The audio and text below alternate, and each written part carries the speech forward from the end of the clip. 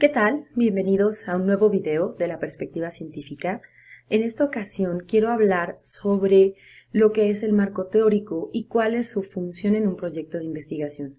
Seguramente ustedes encontrarán miles de videos en YouTube hablando sobre lo que es el marco teórico, encontrarán también miles de manuales de investigación en donde también van a abordar el tema, pero lo que hace diferente a este video es que les voy a explicar desde la perspectiva de una investigadora cómo y para qué se utiliza el marco teórico. Les voy a dar tips para construirlo, pero sobre todo para darle sentido a esta parte de la investigación, porque normalmente lo que creemos o lo que piensan muchos estudiantes es que el marco teórico sirve nada más para llenar de información una serie de cuartillas y que vean que en teoría dominamos el tema que estamos investigando, pero en realidad es que esa no es su función. En este video les voy a contar lo que no les dicen sobre cómo estructurar al marco teórico. Bienvenidos. Bien, ¿a qué nos referimos cuando hablamos del marco teórico? Parece una cuestión de perogrullo, pero en realidad justamente estamos hablando de enmarcar nuestra perspectiva al momento de realizar la investigación en una o varias teorías que pueden ayudarnos a explicar el fenómeno. Comprendo que esta definición puede sonarnos demasiado abstracta, ¿no? Como que para entenderla necesitaríamos primero comprender qué es una teoría. Si ustedes han estado estudiando carreras que son teóricas, no tendrán ningún problema. Habrán revisado eso 1000 veces y cuando alguien les hable de una cuestión teórica, lo van a comprender muy bien. Desafortunadamente, ese no es el caso de la mayoría de las licenciaturas. En muchas licenciaturas, lo que se ven son conocimientos prácticos. Y normalmente cuando hay materias teóricas, los estudiantes consideran que son materias de relleno o que simplemente lo que se aprende ahí no tiene ninguna utilidad, lo cual es un verdadero error, porque toda práctica debería estar reforzada por un muy buen aprendizaje teórico. Pero a grandes rasgos, ¿a qué nos referimos cuando hablamos de una teoría? Pues finalmente nos estamos refiriendo a lo que es la perspectiva de un investigador que se ha dedicado a producir conocimiento sobre un objeto de estudio, ¿no? Básicamente es, como se llama este canal, una teoría es una perspectiva científica sobre algo. Es un desarrollo teórico que va a tener ciertos referentes que nos van a permitir darle sentido a un fenómeno. Les voy a poner un ejemplo. Una teoría del aprendizaje nos explicaría cómo es que aprendemos los seres humanos y por qué lo hacemos de esa manera y qué mecanismos psicológicos, sociales, culturales, etcétera, intervienen en el fenómeno del aprendizaje. Pero entonces vamos a ver que existen diferentes tipos de teoría, o por lo menos diferentes teorías hablando sobre un mismo fenómeno.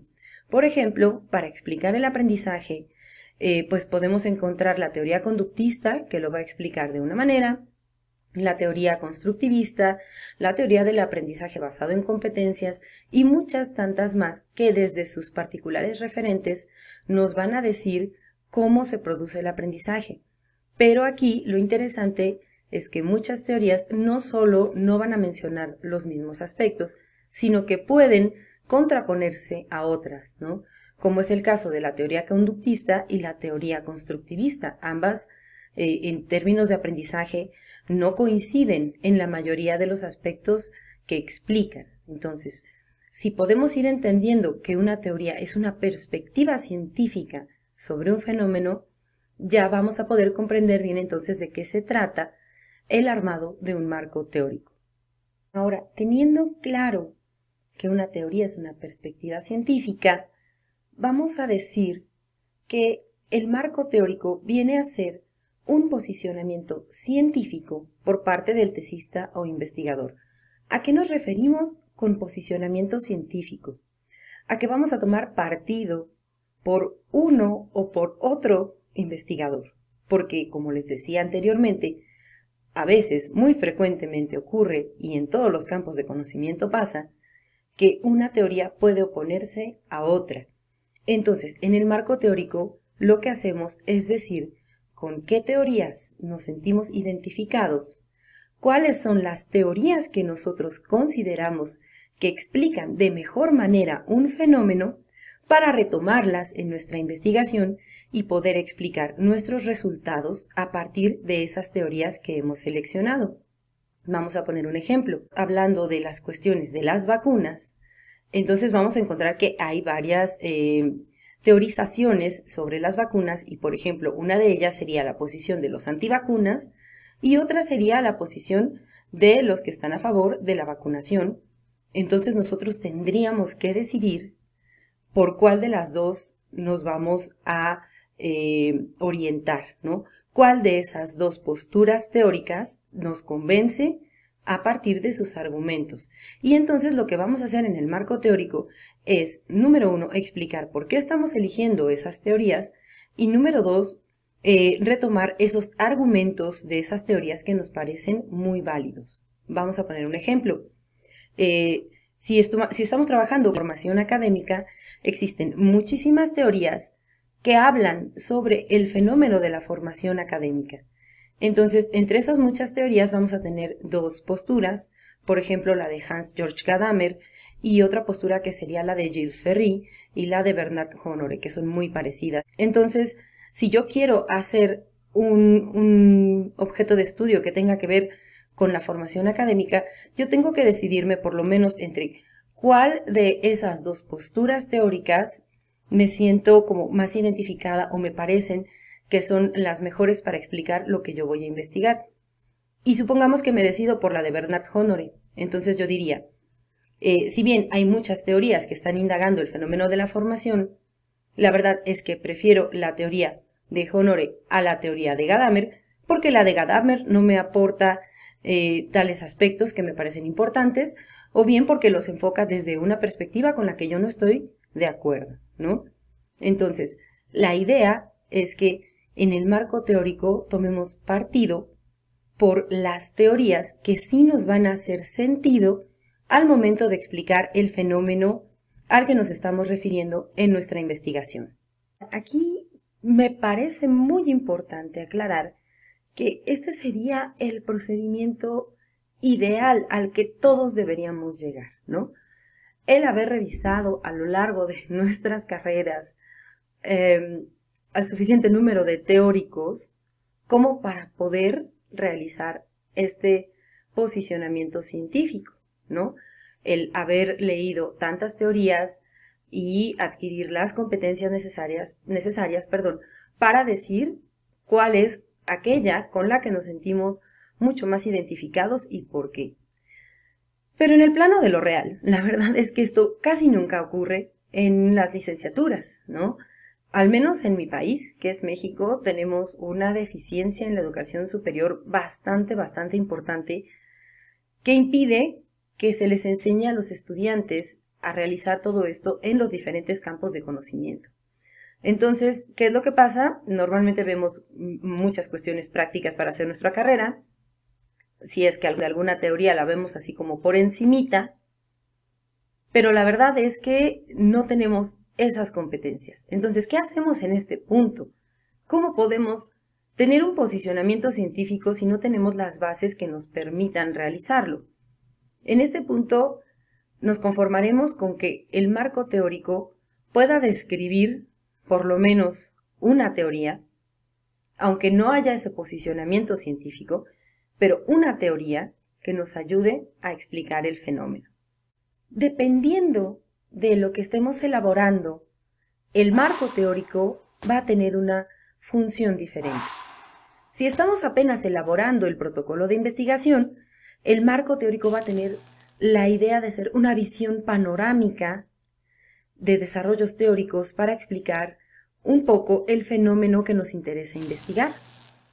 Pero si lo que estamos haciendo ya es la tesis, es decir, ya tenemos al protocolo y ahora estamos desarrollando la tesis, la idea es que el marco teórico nos pueda servir como una explicación científica de los resultados que hemos obtenido a través de los instrumentos de investigación que hemos implementado. Entonces, tenemos dos tipos de marco teórico, ¿no? Uno que se realiza en el protocolo y que es más una visión panorámica de la perspectiva científica con la que se está abordando el fenómeno que nos interesa investigar. Y ya cuando estamos haciendo la tesis, la idea es que las teorías que estamos incorporando en el marco teórico puedan servir de base para explicar científicamente los resultados que hemos obtenido en la investigación. Pero, ¿cuál es la función del marco teórico dentro de la lógica de la investigación? Es decir, ¿nos sirve nada más para demostrar que conocemos lo suficiente sobre un tema? Es decir, ¿nos sirve únicamente para mostrarnos como eruditos en el tema que estamos investigando? Definitivamente no. La función del marco teórico va muchísimo más allá de mostrar que el tesista conoce el tema que está investigando. Tiene otra función y dicha función está muy relacionada con todo lo que es la lógica del proyecto de investigación, empezando por los objetivos.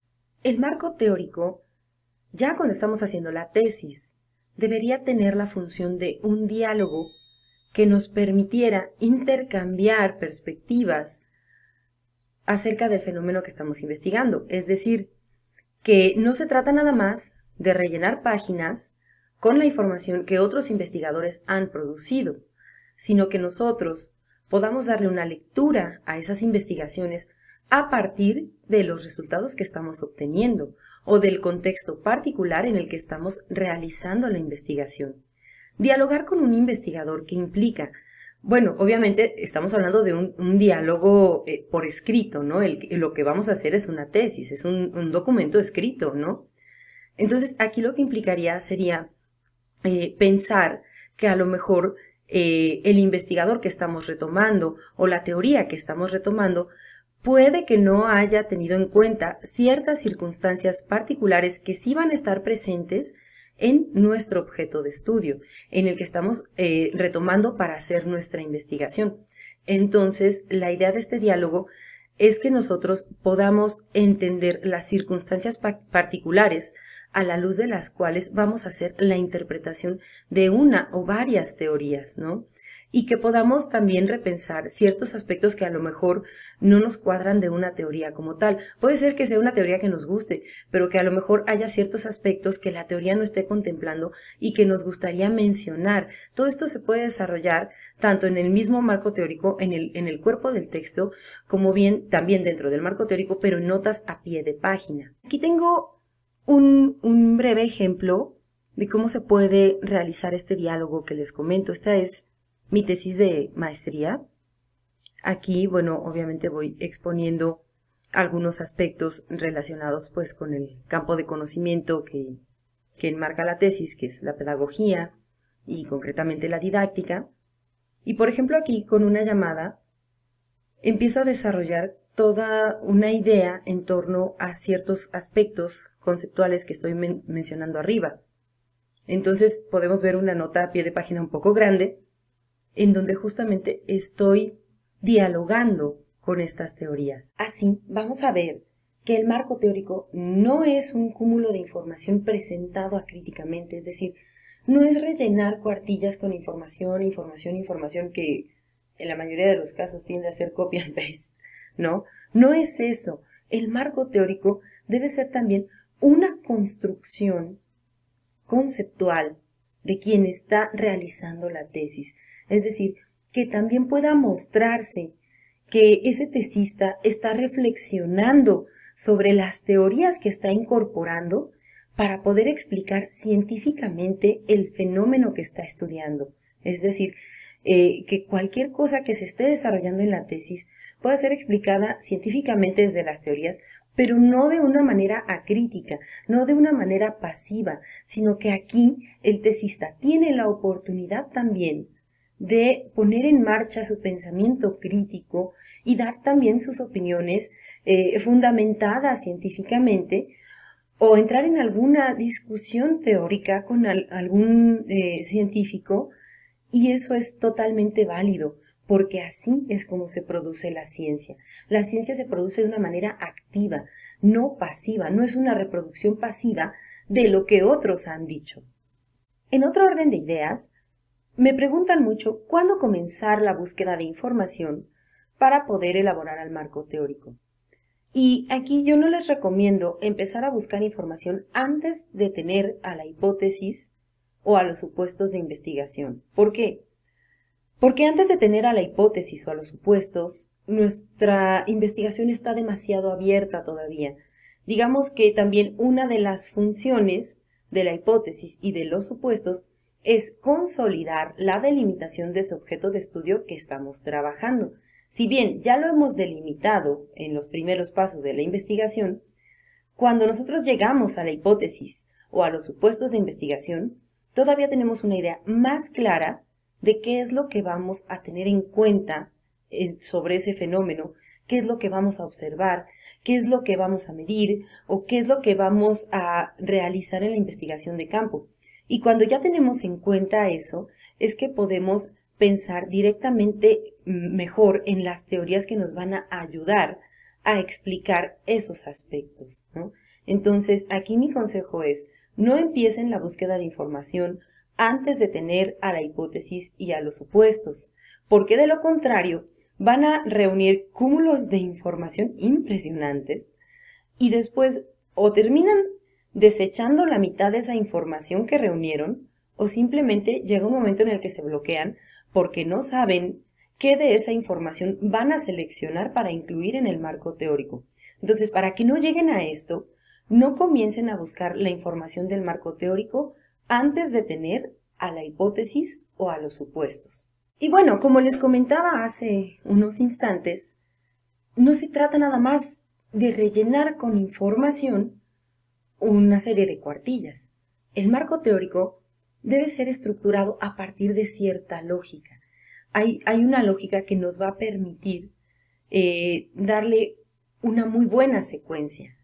Y estas se las voy a exponer a continuación. Lo primero que vamos a hacer es identificar muy bien las variables o categorías que vamos a exponer en el marco teórico. Para esto yo les decía que por eso, antes de realizarlo, debemos tener ya muy clara lo que es la hipótesis o bien lo que son los supuestos. ¿Cuándo trabajamos con hipótesis? Cuando hacemos investigación cuantitativa normalmente. ¿Y cuándo trabajamos con supuestos? Cuando hacemos investigación de corte cualitativo, ¿no? Entonces, independientemente del tipo de investigación que ustedes estén llevando a cabo, es cuando ya tienen muy claro los aspectos principales de esa hipótesis o de esos supuestos que vamos a llamar variables en el caso de la hipótesis y categorías en el caso de los supuestos que se van a exponer en el marco teórico. Entonces hay que identificarlos muy bien. El siguiente paso consiste en elaborar un mapa conceptual que nos pueda ir guiando a lo largo de la exposición teórica que vamos a realizar en el marco teórico. ¿Esto para qué nos sirve? Para no perder la secuencia y para darnos un ordenamiento mental de cómo exponer esas teorías de tal manera que no resulten ni saltos abruptos ni exposiciones confusas. El mapa conceptual es un ordenamiento mental que nos va a ayudar bastante a la hora de redactar al marco teórico, porque ahí vamos a poder establecer en qué orden queremos presentar los desarrollos teóricos que nos van a permitir comprender mejor el fenómeno que estamos estudiando. El tercer paso consiste en seleccionar la información que te va a servir para exponer a profundidad cada variable o cada categoría que conforme a tu hipótesis, ¿no? O que conforme a tus supuestos. Es decir, qué teorías te permiten explicar esos aspectos que tienes en las variables o en las categorías, dependiendo de lo que estés trabajando, ¿no? Dependiendo del tipo de investigación que estás realizando, qué información te va a permitir explicarlas de una manera coherente, con una secuencia adecuada, pero sobre todo con la profundidad adecuada.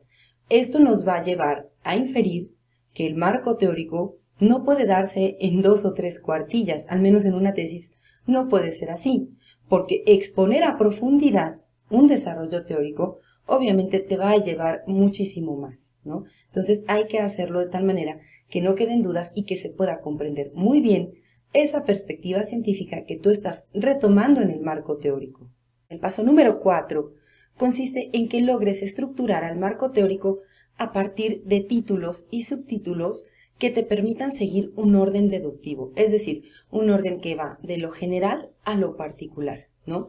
Que esta exposición que tú realices en el marco teórico siga este orden deductivo es importantísimo, porque con ello estás pensando en el lector. No se puede explicar un aspecto muy particular sin comprender cuáles son las generalidades a las que obedece. Entonces, si tú sigues este orden deductivo, puedes exponer de una manera mucho más clarificadora todos estos desarrollos teóricos que te van a permitir explicar mucho mejor el fenómeno que estás estudiando. Y si todavía quieres llevar tu investigación a un nivel más alto, yo te recomiendo, como te decía hace unos instantes, que elabores el marco teórico de tal manera que parezca un diálogo con los autores que estás retomando, ¿no? Para que tú puedas incorporar también tu punto de vista respecto de los conceptos, definiciones y teorías que se van a incluir en el marco teórico. Esto podríamos decir que no es un requisito per se del marco teórico, sino que es más bien opcional, pero yo te recomiendo ampliamente que hagas esto, porque esto sí que va a demostrar que tienes un muy buen dominio del tema y que lo estás comprendiendo, es decir, que realizaste aprendizajes significativos en torno a esas teorías que estás retomando en tu marco teórico. Ahora bien, ¿siempre redactamos al marco teórico de la misma manera? Pues no, más bien depende del tipo de investigación que nosotros estamos llevando a cabo. Y aquí vamos a distinguir principalmente entre dos tipos de investigación, la investigación de corte aplicado y la investigación teórica o pura. La investigación de corte aplicado versa más sobre desarrollos tecnológicos, por ejemplo, ¿no? Que están dirigidos a mejorar cierto aspecto de algún contexto en particular.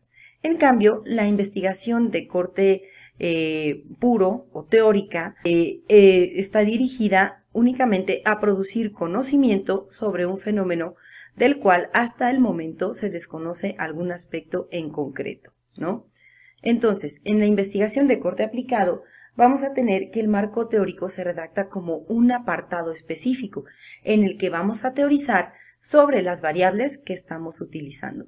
Es decir, es un apartado que dice marco teórico y viene todo el desarrollo en función de las variables que estamos implementando. En cambio, en la investigación de corte teórico o la investigación pura, lo que hacemos es intercalar al marco teórico con el dato empírico, de tal manera que el marco teórico se convierte en un apoyo para explicar nuestros resultados. Es decir, aquí lo que hacemos es como una especie de trenzado entre el dato empírico, es decir, lo que hemos obtenido a través de los instrumentos, el dato teórico, que es justamente lo que estamos incorporando como parte del marco teórico, y nuestras categorías analíticas, es decir, lo que nosotros estamos analizando a la luz de lo que nos dicen la empiria y la teoría, ¿no? Esto lo pueden ver con una mayor claridad en un video que tengo sobre cómo hacer el análisis de entrevistas. Ahí les muestro cómo se analiza una entrevista a partir de este trenzado que es muy característico de la investigación de corte etnográfico.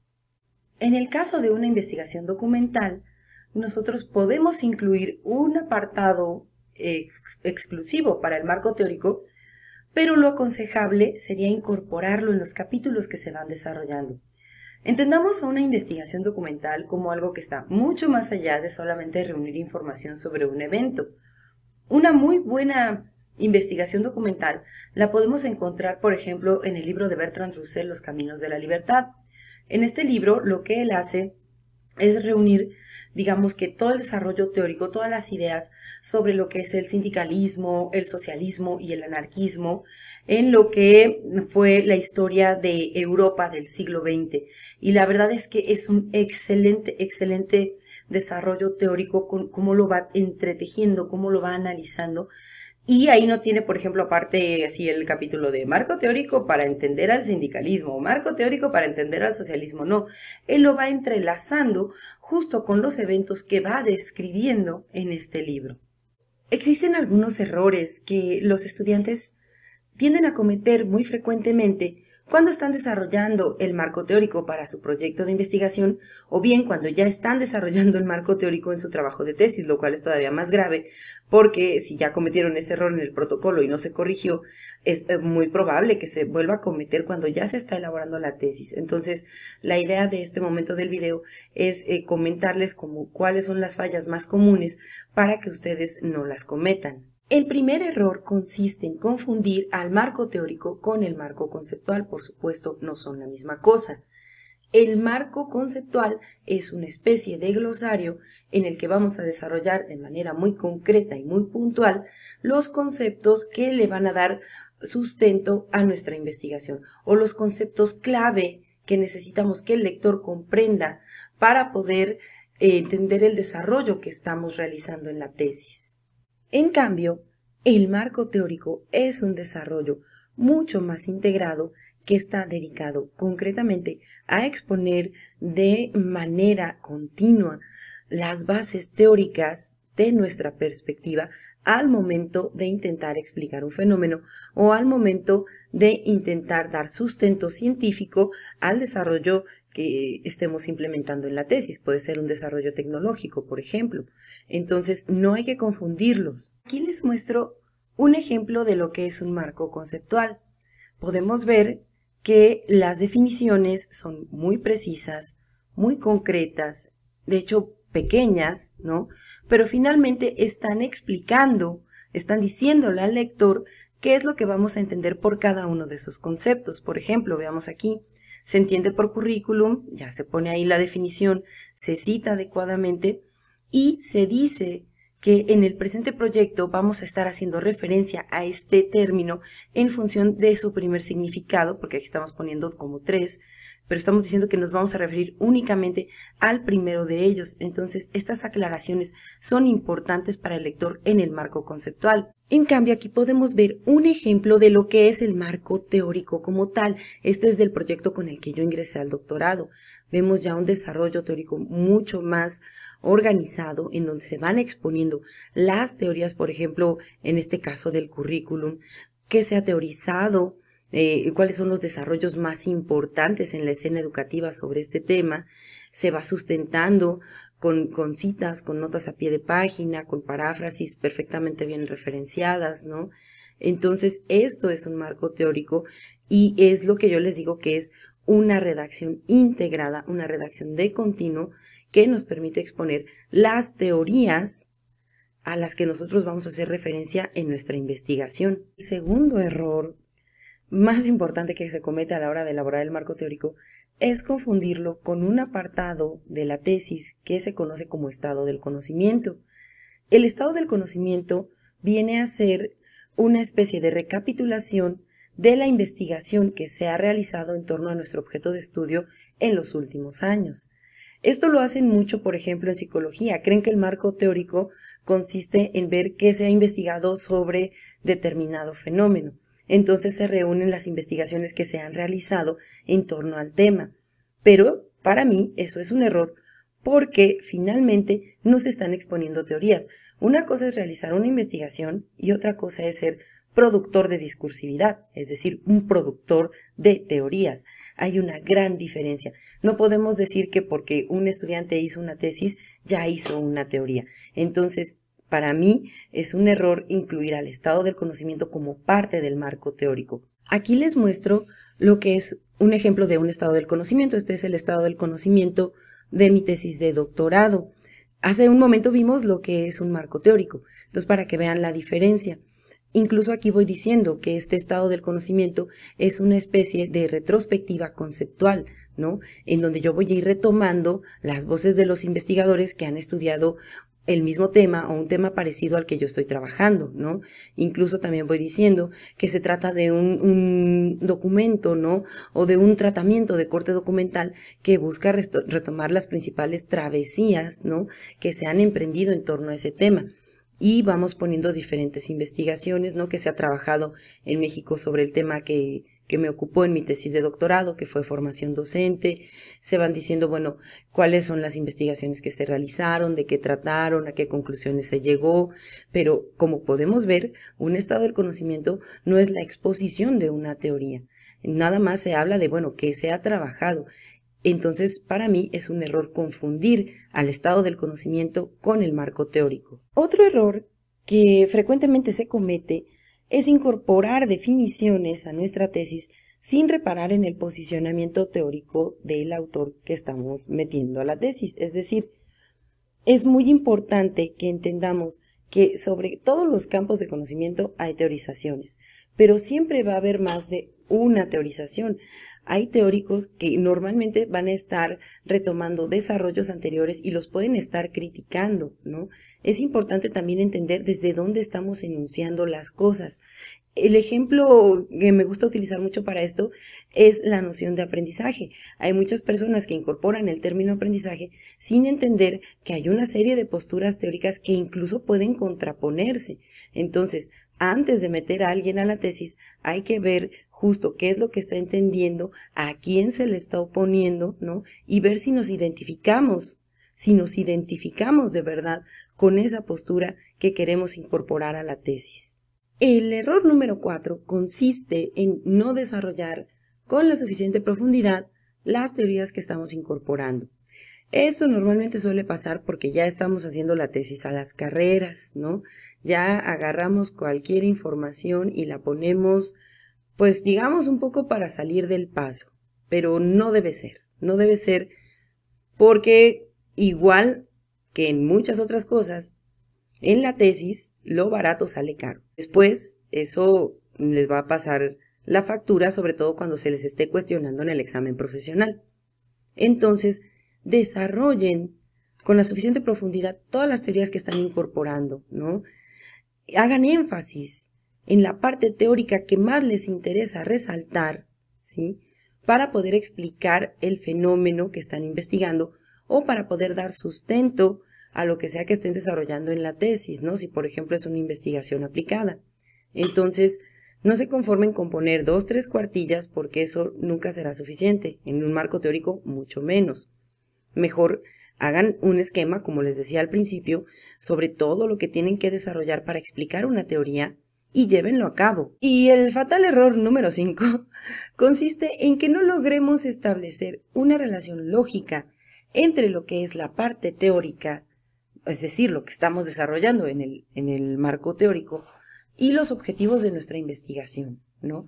Debe haber una perfecta congruencia entre todos los apartados del protocolo y por lo tanto esa perfecta congruencia debe reflejarse en la tesis. Que todo lo que estamos eligiendo a partir de los objetivos, ¿no?, tenga relación con todo lo que estamos incorporando. Si incorporan teorías que no tienen que ver o no tienen una relación lógica con lo que ustedes están planteando en sus objetivos, no van a poder realizar una adecuada interpretación de los resultados. Y recordemos que esa viene a ser básicamente la función principal del marco teórico. En conclusión, chicos, el marco teórico es una parte fundamental de la investigación porque nos va a permitir comunicarle al lector cuál es la perspectiva científica desde la cual nos estamos enunciando para poder realizar la interpretación de los resultados o de los hallazgos que realizamos a lo largo de nuestra tesis. Por lo tanto, debe estar muy bien armado. Es imposible que en un video, pues, tan corto pueda yo expresarles todo lo que se requiere trabajar para un muy buen armado del marco teórico, pero si tienen dudas, déjenmelas en los comentarios. Si tienen, no sé, preguntas sobre algunos aspectos específicos, créanme que yo los leo y por supuesto que les respondo. Bien, chicos, pues hemos llegado al final de este video. Gracias por acompañarme. La verdad es que es difícil abordar todos los aspectos que yo quisiera, pues para darles más tips sobre el armado del marco teórico, pero ojalá que esto les pueda ser de utilidad. A mí me gusta mucho realizar este tipo de contenido porque alguna vez, al igual que ustedes, yo fui una tesista muy perdida, que no sabía cómo elaborar ni un objetivo, ni un planteamiento del problema, mucho menos un marco teórico, y creo que es muy importante apoyar a los estudiantes con todos los recursos necesarios para poder guiarlos en el proceso de investigación y que vean a la investigación como yo la veo, algo muy hermoso, algo que nos da otra idea del mundo, otra idea del conocimiento y que pues no terminen con el trauma que terminan pues muchos tesistas, ¿no? No quisiera que esa fuera su experiencia, quisiera que esto fuera lo más fácil para ustedes. Sé que tiene su grado de dificultad, pero también creo que estos recursos pueden ayudarles a superar mucho estos obstáculos que se nos van presentando al momento de investigar. Pues si les gustó este video, les pido por favor le den un like, una manita arriba, lo compartan con quienes ustedes consideren que también pueden encontrarle alguna utilidad y nos vemos en futuros videos. Hasta la próxima.